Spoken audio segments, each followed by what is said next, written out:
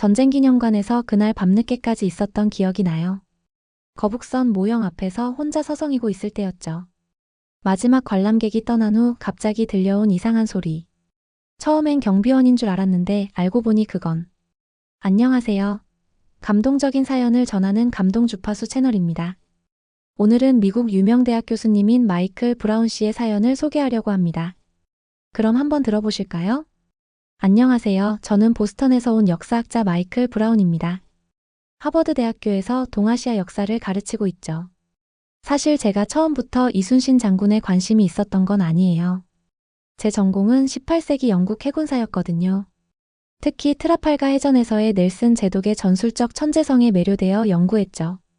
그러다 우연히 옥스포드 대학에서 열린 동서양 해전사 비교 학회에서 도쿄대학교의 야마모토 교수와 이야기를 나누게 됐어요. 그분이 동양의 넬슨이라 불리는 인물이 있다면서 이순신 장군 얘기를 꺼냈죠. 처음에는 반신반의했어요. 보통 각 나라마다 우리나라의 넬슨이라고 부르는 영웅들이 있잖아요. 대개는 과대 포장된 경우가 많고요. 솔직히 말씀드리면 약간의 학문적 오만함도 있었죠. 동양의 해전이 서양의 그것과 비교될 수 있을까? 하는. 그래서 처음에는 그저 공손히 고개만 끄덕이고 있었어요. 하지만 야마모토 교수의 다음 말에 귀가 솔깃해졌죠. 브라운 교수님, 당신이 연구하는 넬슨의 트라팔가 해전. 33척으로 40척을 무찌른 게 대단하다고 하셨죠? 그럼 12척으로 330척과 맞서 싸워 이긴 장수가 있다면 어떻게 생각하시겠습니까? 처음엔 그게 말도 안 되는 소리라고 생각했어요. 해전에서 그런 일은 물리적으로 불가능하다는 걸 저는 너무나 잘 알고 있었거든요. 하지만 그날 밤 옥스포드의 올드뱅크 호텔 방으로 돌아와 이순신 장군에 대해 찾아보기 시작했어요.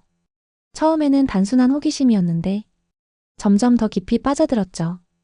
해류와 바람을 이용한 전술, 하객진 전법. 이건 18세기 유럽 해군도 몰랐던 혁신적인 전술이었거든요.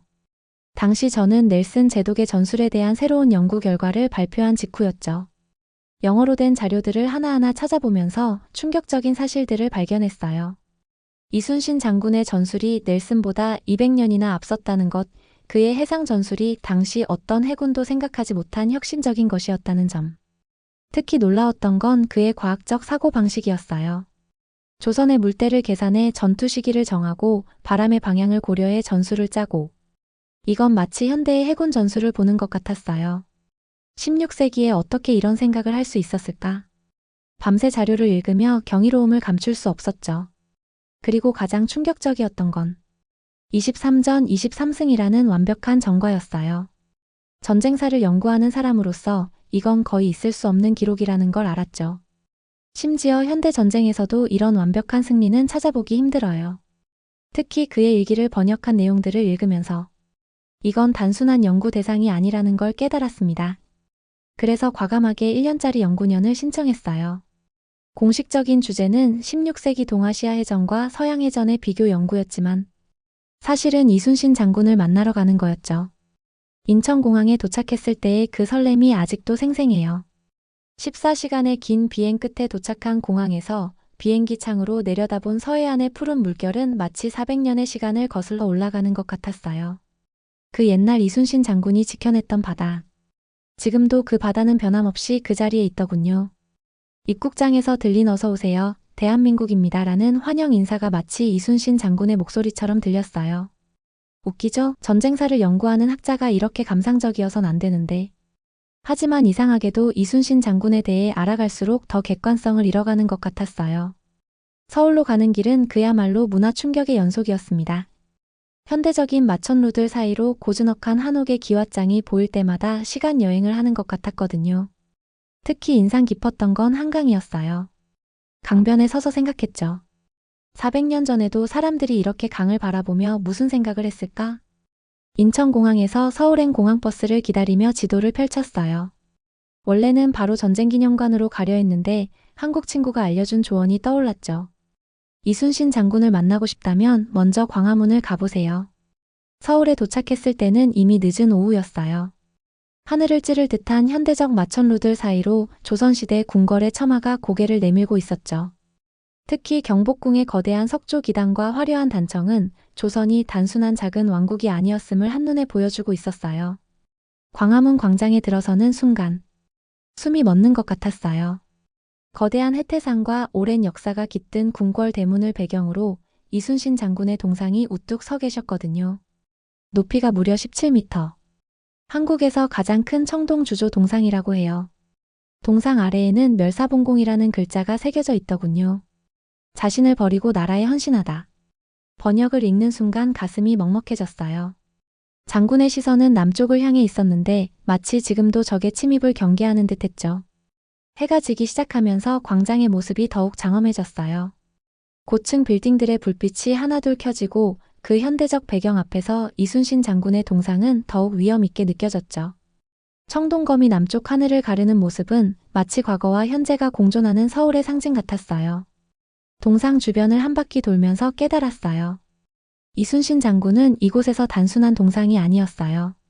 세종대로의 번화가와 경복궁의 고즈넉함이 만나는 이 장소에서 그분은 여전히 살아있는 정신으로 존재하고 계셨죠. 현대 서울의 마천루들이 이순신 장군의 수호 아래 자라난 것처럼 보였어요.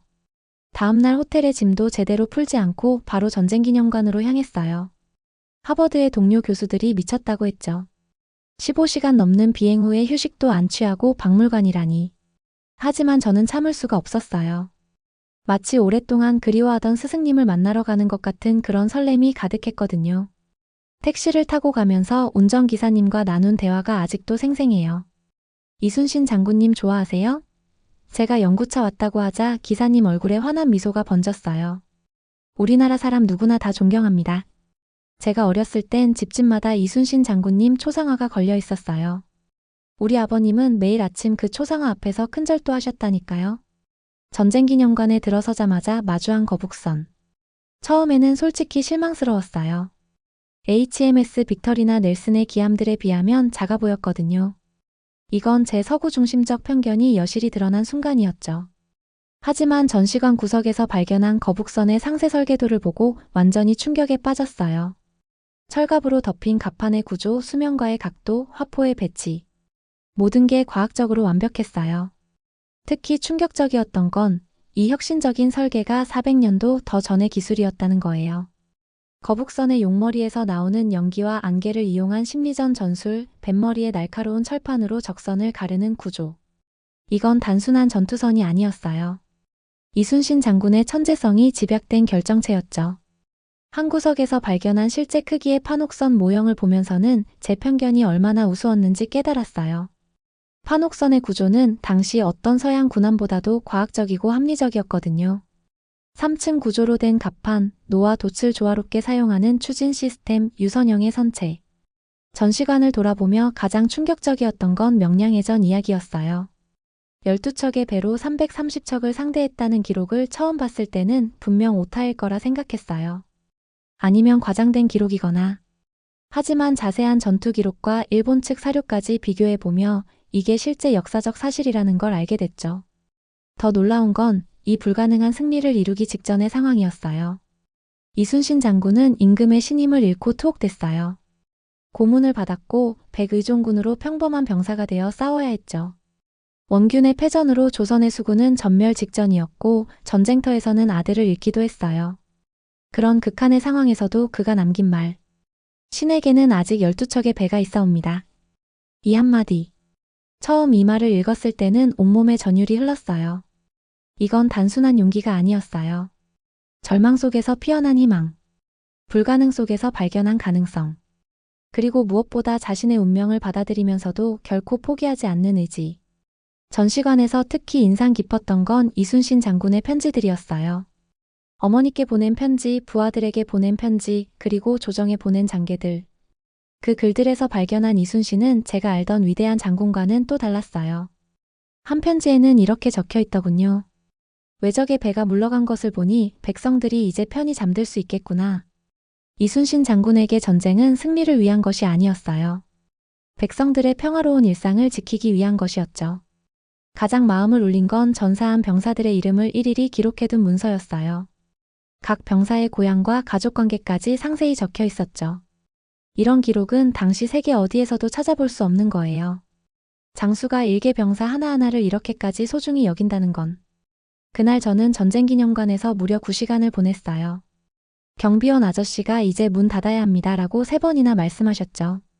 하지만 발걸음이 떨어지지 않았어요. 마치 오랜만에 만난 스승과 헤어지기 싫은 제자처럼요. 호텔로 돌아가는 길에 택시 기사님이 물으셨어요. 이순신 장군님 전시관은 어떠셨어요? 저는 잠시 말을 잇지 못했어요. 평생 해전사를 연구해온 제가 이순신 장군 앞에서는 그저 부끄러운 후학일 뿐이었으니까요. 그날 후 한국 친구 민수가 통영에 가봐야 진짜 이순신을 만날 수 있다고 했을 때 반신반의했어요. 서울의 전쟁기념관에서 이미 충분히 많은 것을 보았다고 생각했거든요. 하지만 통영에 도착하자마자 제 생각이 얼마나 성급했는지 깨달았습니다. 이곳은 완전히 달랐어요. 서울이 이순신 장군의 머리를 보여줬다면 통영은 그의 마음을 보여주는 곳이었죠. 특히 제승당은 시간이 멈춘 것 같은 특별한 공간이었어요. 좁은 방, 소박한 가구, 그리고 창 너머로 보이는 바다. 이곳에서 그분은 밤마다 수많은 고민을 하셨겠죠. 제승당에서 가장 충격적이었던 건 난중일기의 실제 필사본이었어요. 하버드에서 봤던 번역본과는 전혀 다른 느낌이더군요. 그 글씨체에서 강인한 의지가 느껴졌어요. 특히 이런 구절들. 오늘 큰 비가 내렸다. 군사들이 괴로울까 걱정이다. 어머니께 편지를 보냈다. 평안하시기를 빈다. 부하 김준봉이 전사했다. 가슴이 아프다. 이런 기록들을 보면서 깨달았어요. 이순신 장군의 진정한 위대함은 그의 군사적 승리가 아니었다는 걸요. 그의 인간적인 면모. 그게 바로 오늘날까지 사람들의 마음을 울리는 이유였던 거죠. 통영시장에서 우연히 만난 할머니 한 분이 들려주신 이야기도 잊을 수 없어요. 우리 할아버지가 전해 내려온다고 하신 말씀이 있었지요. 이순신 장군님은 밥을 드실 때도 항상 병사들이 먼저 먹은 다음에 드셨다고. 그리고 술은 한 모금도 안 드셨다고. 현지 박물관에서는 더 놀라운 사실을 알게 됐어요. 이순신 장군은 포로가 된 일본군들을 인도적으로 대우했다고 해요. 당시로서는 상상도 할 수 없는 일이었죠. 그들도 누군가의 자식이고 아버지다라는 그의 말씀. 전쟁의 한가운데서도 인간성을 잃지 않으셨던 거예요. 한국에서의 마지막 여정으로 부산을 찾았을 때 예상치 못한 발견의 연속이었어요. 세계 최대 규모의 조선소들이 즐비한 이곳에서 이순신 장군의 현대적 유산을 발견했죠. 특히 인상적이었던 건 젊은 조선공학도들의 열정이었어요. 현대중공업기술연구소의 한 젊은 연구원이 자부심 넘치는 목소리로 설명해 주더군요. 저희가 세계 최초의 수소 추진선을 만들었다는 거 아세요? 거북선처럼요. 모두가 불가능하다고 했지만 우리는 해냈어요. 이순신 장군님도 그러셨잖아요? 그 순간 깨달았어요. 이순신 장군의 혁신 정신이 지금도 살아 숨쉬고 있다는 걸. 더 놀라웠던 건 한국의 기업 문화였어요. 어느 날 삼성전자를 방문할 기회가 있었는데 연구원들이 밤늦게까지 열정적으로 일하는 모습이 인상적이었어요. 한 팀장님께 여쭤봤죠. 왜 이렇게 열심히 하시나요? 그분의 대답이 가슴에 와닿았어요. 우리가 세계 최고가 되지 않으면 다른 나라에 휘둘리게 됩니다. 이순신 장군님 시대의 교훈이죠. 기술 주권이 없으면 나라의 운명이 위태로워져요. 우리는 그걸 뼈저리게 경험했잖아요. 한국의 식사 문화도 충격적이었어요. 회식 자리에서 발견한 특별한 광경. 술을 마실 때 어른들께 고개를 돌리는 모습, 그리고 식사 전에 연장자를 기다리는 예의. 이런 작은 실천들이 공동체를 이어주는 끈이 되는 거죠. K-파프 콘서트도 가봤어요. BTS의 무대를 보면서 깨달았죠. 이건 단순한 음악이 아니라 새로운 형태의 문화 전쟁에서의 승리라는 걸. 한류 드라마 K-뷰티, K-푸드. 이 모든 것들이 세계를 평화적으로 정복해가고 있었어요. 특히 감동적이었던 건 젊은이들의 공동체 의식이었어요. 코로나 시기에 본 자발적인 마스크 착용과 거리두기. 개인의 자유보다 공동체의 안전을 우선시하는 모습이 인상적이었죠. 이것이야말로 이순신 장군이 그토록 강조했던 공동체 정신의 현대적 모습이 아닐까요? 부산의 스타트업들도 놀라웠어요. 청년들이 모여 불가능에 도전하는 현장.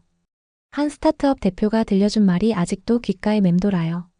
실리콘밸리를 넘어서는 게 우리의 목표예요. 불가능하다고요? 이순신 장군님도 그런 말 들으셨을 텐데 이겨내지 않으셨나요? 부산의 마지막 날 해운대 해수욕장의 일출을 보며 깊은 감동에 빠졌어요. 새벽 4시, 아직 어둑한 바닷가에는 벌써 수십 명의 사람들이 모여 있더군요. 할아버지부터 어린아이까지 모두가 떠오르는 태양을 기다리고 있었어요. 문득 옆에 계신 할아버지께서 말씀하시더군요. 저기가 부산포예요. 임진왜란 때 이순신 장군님이 왜군을 물리치신 곳이죠. 지금도 새벽이면 이렇게 나와서 장군님께 인사드립니다. 그 순간 저도 모르게 눈물이 났어요. 400년이 지났는데도 이순신 장군은 여전히 살아계시는 거였어요. 한국의 교육 현장도 깊은 인상을 남겼어요. 부산의 한 고등학교를 방문했을 때 학생들이 이순신 리더십 동아리에서 활동하는 걸 봤어요. 그들이 연구하는 건 단순한 역사가 아니었어요. 현대 사회에서 이순신 장군의 리더십을 어떻게 실천할 것인가? 그런 진지한 고민이었죠. 특히 인상적이었던 건 IT 기업들의 문화였어요. 네이버와 카카오 같은 기업들이 추구하는 기술 국방의 개념. 사이버 보안을 통해 국가의 디지털 주권을 지키겠다는 그들의 사명감은 마치 현대판 이순신 장군의 모습 같았어요. 한밤중 부산 감천문화마을을 거닐다가 만난 청년 예술가들의 이야기도 잊을 수 없어요. 그들은 한국의 전통과 현대를 접목시킨 작품들을 만들고 있었는데 그중 하나가 현대의 거북선이라는 설치 미술이었어요. LED 조명으로 바다를 수놓는 그들의 작품은 마치 이순신 장군의 혁신 정신을 예술로 재해석한 것 같았죠. 공항으로 가는 길에 마지막으로 들른 해동용 공사에서는 더 특별한 경험을 했어요. 새벽 예불을 드리는 스님께서 이런 말씀을 해주셨죠. 이순신 장군은 불교 신자가 아니었지만 그분의 삶은 부처님의 가르침과 닮았습니다. 자신을 버리고 타인을 위해 사는 삶. 그것이 진정한 깨달음이니까요. 인천공항으로 향하는 길, 창밖의 풍경이 마치 영화의 엔딩 크레딧처럼 스쳐 지나갔어요. 3주간의 여정. 이제는 더 이상 같은 사람이 아닌 것 같은 기분이었죠. 마지막 순간까지 한국은 저를 감동시켰어요. 공항 면세점에서 만난 직원이 제가 이순신 장군 연구자라는 걸 알고는 무료로 태극기 핀을 선물해 주셨거든요. 이순신 장군님의 나라를 연구해 주셔서 감사합니다. 그 진심 어린 미소가 잊히지 않아요. 보스턴으로 돌아가는 비행기 안에서 마지막 기록을 남깁니다. 15시간의 긴 비행. 하지만 이상하게도 피곤하지 않아요. 오히려 가슴이 벅차오르는 느낌이에요. 창 밖으로 보이는 구름 사이로 비치는 햇살이 마치 이순신 장군의 마지막 미소 같아요. 비행기에서 옆자리에 앉은 한국 유학생과 이야기를 나눴어요. 그 학생의 꿈이 우주공학자래요. 한국형 발사체로 우주를 개척하는 게 제 꿈이에요. 불가능할 수도 있지만 이순신 장군을 연구하셨다면 한국 사람들의 의지에 대해서도 잘 아시겠죠? 저는 그 청년의 말을 듣고는 생각했죠. 이순신 장군의 정신은 지금도 젊은이들의 가슴 속에서 살아 숨쉬고 있다는 걸. 비행기 좌석에서 노트북을 열어 마지막 연구 노트를 적습니다. 이순신 장군은 이런 말씀을 하셨어요. 필사즉생 필생즉사. 죽기를 각오하면 살고 살고자 하면 죽는다. 처음에는 너무 어려웠던 이 말이 이제는 가슴 깊이 와닿습니다. 이건 전쟁을 위한 말이 아니었어요. 삶의 진리였던 거죠. 우리 모두가 가슴에 새겨야 할 진리. 오늘날 한국인들은 이 정신으로 불가능을 가능으로 만들어가고 있어요. 반도체, 조선, K-팝, 영화. 세계가 불가능하다고 했던 모든 분야에서 정상에 올랐죠. 그들에게 이순신 장군은 단순한 역사 속 영웅이 아닙니다. 일상 속에서 숨쉬는 살아있는 스승이자 앞으로 나아갈 길을 비추는 등대 같은 존재입니다. 하버드로 돌아가면 제일 먼저 할 일이 정해졌어요.